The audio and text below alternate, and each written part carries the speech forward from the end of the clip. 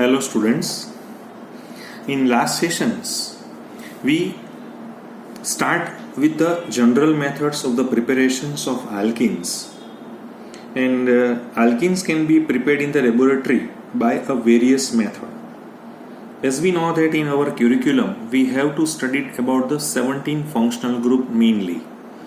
So it means that in end of the day, we have to study preparations of alkenes from the remaining 16 functional groups.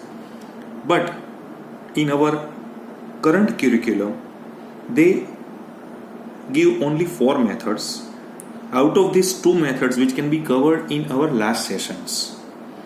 First one is by partial reductions of alkynes, as we know that by Lindlar's catalyst and Birch reduction. Then from alkyl halides or haloalkanes, it's called as beta eliminations reactions, or sometimes it's called as dehydrohalogenation reactions. Now we start with another point, and it's from vicinal dihalides. What is the meaning of vicinal dihalides? There is 2 terms when we have to focus on dihalides. When two halogen atoms are adjacent carbon atoms, they are joined with the adjacent carbon atoms are called as a vicinal dihalide. Mind well, this bromine and bromine, 2 halogen atoms are attached with those carbon who are adjacent in position is called as a vicinal dihalides. Or sometimes we know that it's called as 1,2 dihaloalkanes. One more concept is like that, if any particularly halogen, if 2 halogen is attached with only 1 carbon, so it's called as a geminal dihalide. But today we discuss about the vicinal dihalide.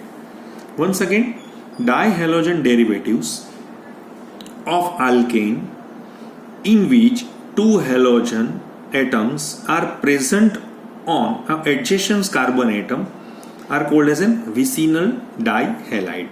Right? Or 1,2 dihaloalkane. So alkenes can be prepared by heating a suitable amount of ethylene dibromide or whatever is vicinal dihalides in presence of zinc dust with the help of methanol or ethanol as a solvent. We definitely have a ethene compound. In small manner, we have to take a zinc, as we know that the oxidation state of zinc is 2. So they remove electron up to 2. So now they joins with this particularly zinc bromide. Okay, fine. So this portion is called as ZnBr2 is released, and we get a product. There is a pi bond between CH2 double bond CH2. So we get a ethene. So from ethylene dibromide, or IUPAC name is 1,2-dibromoethane, we get a product is called as an ethene. So in these reactions, so okay, fine. The name of this reaction is because it's a eliminations of a bromine. So it's a eliminations of halogenation. So sometimes this particularly called as an dehalogenation reactions, because there is a removal of Br2, right? If the process of removal of a molecule of halogen like Cl2, Br2, I2 from a dihaloalkanes to form an alkene is called as an dehalogenation reactions. One more example is like that. Mind well, this 2 bromine attached with the carbon is an adjacent carbon. So these are called as a vicinal dihalide. When it reacts with a zinc in presence of methanol, okay, in presence of methanol, definitely zinc bromide is released, and we get a pi bond between this CH double bond CH2. So product is called as a propene. So from vicinal dihalide or 1,2 dihaloalkanes, we get 2 different products, ethene and propene, and this reaction is called as a dehalogenation reactions. So it's a one type of method from vicinal dihalides or 1,2 dihaloalkanes. Now we switch over to the another process is called as from monohydric alcohols. What is called as a monohydric alcohol? The alcohol containing 1 hydroxyl group is called as a monohydric alcohol, or sometimes called as an alkanols too, by acidic dehydration. The meaning of dehydration means it's a removal of water, or it's a eliminations reactions in presence of what? In presence of acid. Okay, so In this particularly method, from monohydric alcohols or alkanols by acidic dehydrogenation reactions. So what can we do in these reactions is the same scenario that we have to observe in our last sessions is called as an beta eliminations reactions. In last particularly portion is called as an dehydrohalogenations, right? Same way here there is a in place of X we have a OH. It's an alcohol group. The OH group connected carbon is called as an alpha carbon, and the neighboring of alpha carbon is called as beta carbon, and the hydrogen who attach with the beta carbon is called as beta hydrogen 2.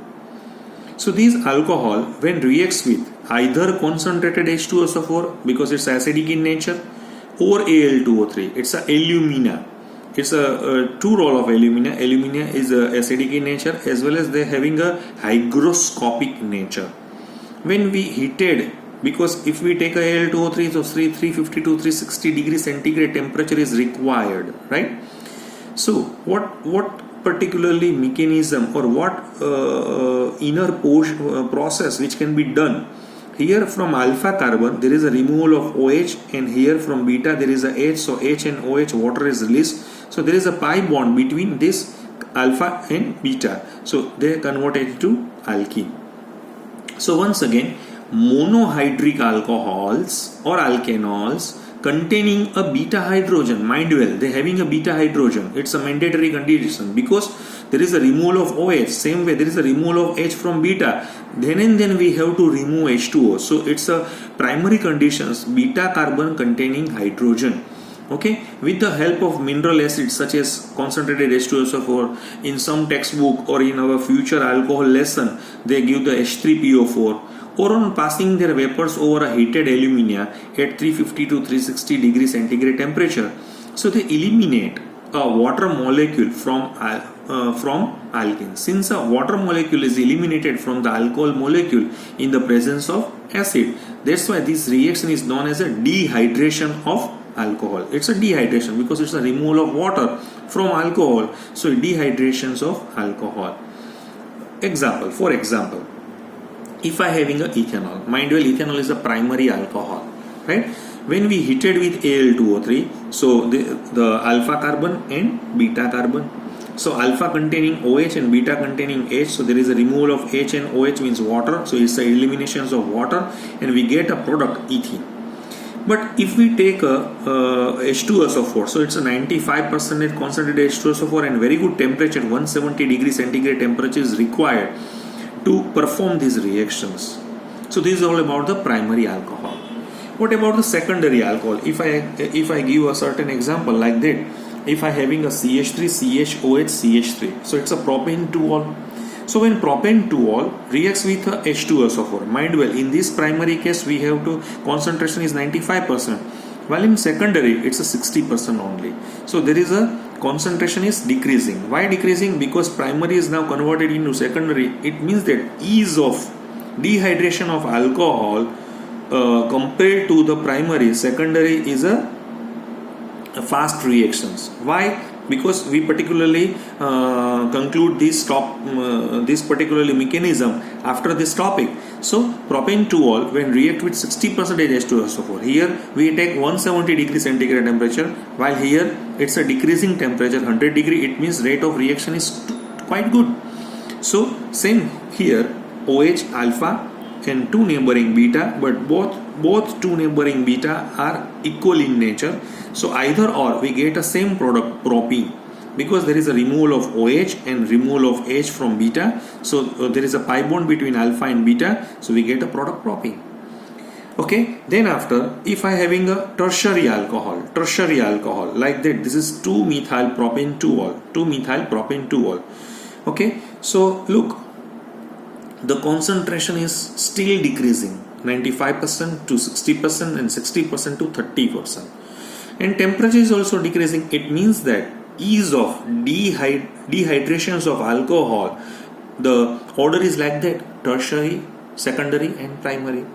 At 90 degrees centigrade temperature, this one is alpha, anyone is beta, because all are identical in nature. That's why you have to mention any beta. So we get a product is like that. it's a 2-methyl propene and H2O is released. So this is all about the tertiary alcohol, right? So primary, secondary and tertiary.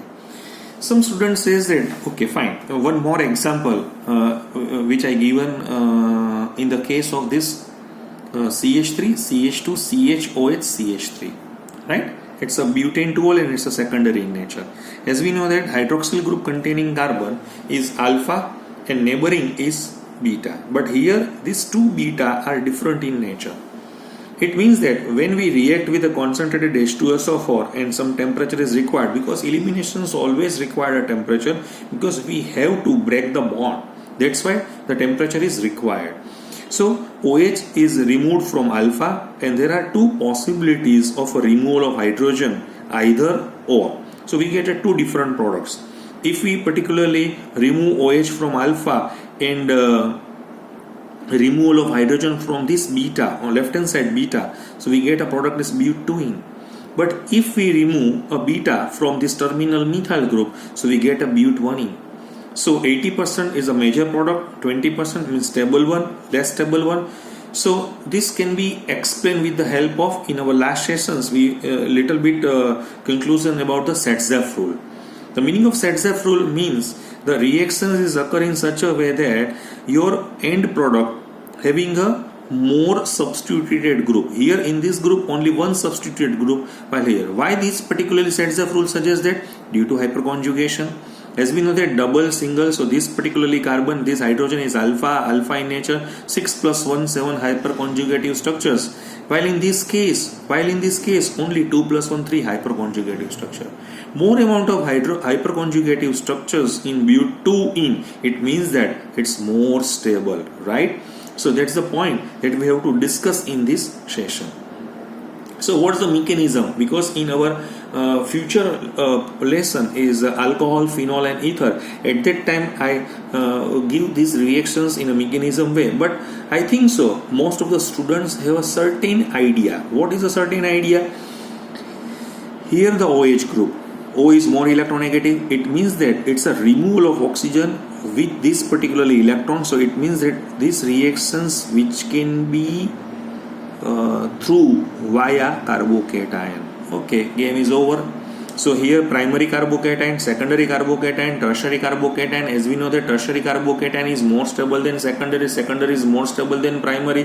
Why? Because tertiary carbocation is more stable, because tertiary carbocation means 3-methyl group, inductive effect, as well as mainly is hyperconjugative structures. So the stability or the rate of the reactions of tertiary, secondary and primary is the order of the dehydration reactions. So this is about the general methods of the preparations of alkenes, right? So 4 different methods which can be explained in our textbook. Now we switch over to the another portion, and this portion is called as physical properties of alkene.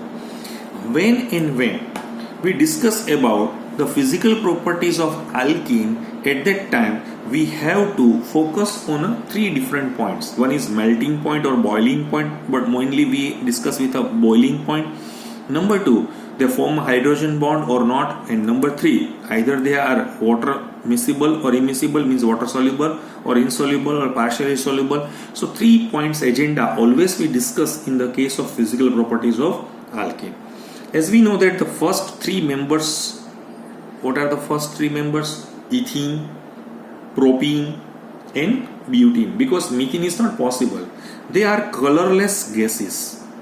Next 14 members. Next 14 means C5 to H19. They are liquids in nature, while the higher ones are solids. Except ethene, there is one member is called as an ethene.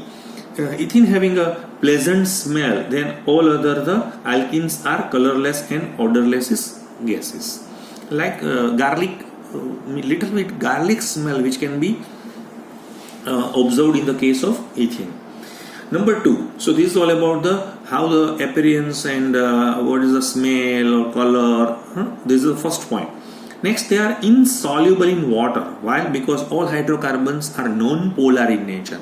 As we know that non-polar are soluble in non-polar, because likewise like formula that we have to observe. So they are insoluble in water but fairly soluble in non-polar solvents such as benzene. Okay, because benzene is 100% non-polar, petroleum ether. It means that in a very easy method, this hydrocarbon lesson having a alkane, alkene, alkyne and arene. So alkane is dissolved in alkene, same way alkene is dissolved in alkyne, alkyne is dissolved in benzene, benzene is dissolved in, well, it means that the whole lesson which can be dissolved with each other. Okay, so they're boiling. Okay, now what about the boiling point? As we know that in homologous series, if we increase the member, right, from ethene to propene, propene to butene, butene to pentene, likewise it's an increasing molecular mass, and molecular mass is increasing. It means that the van der Waals force is increasing, because there is a generally increase by 20 to 30 Kelvin for the addition of each CH2 group to the chain like alkanes. Straight chain alkenes have a higher boiling point than the isomeric branch chain alkanes. So it's an easy point that we have to discuss in our physical properties of alkane. So in mainly, alkenes are insoluble in water.